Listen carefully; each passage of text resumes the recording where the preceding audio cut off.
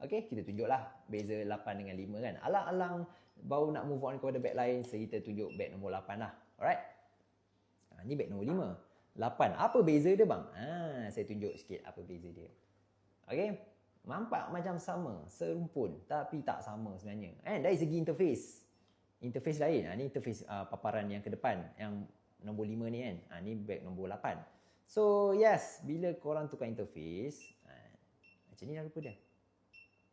Oh, kalau ni bang, yang ni lain sikit, nampak? Oi, lain dah bang. Yes, tapi function lebih kurang So, kita cerita pasal function pula kan. So, dari segi function, perbezaannya adalah this one, pitch and roll. Ni apa bang? Ini kalau korang ingat kereta, dia bunyi lah.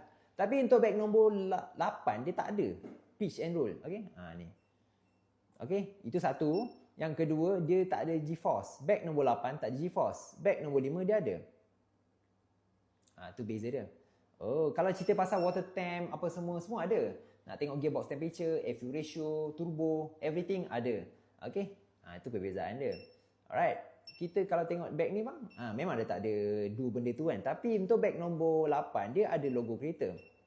Contoh, ni logo kereta. So, 1, hand gesture 2. Oh, dia ada hand gesture ada? Beg nombor 8 dia ada hand gesture.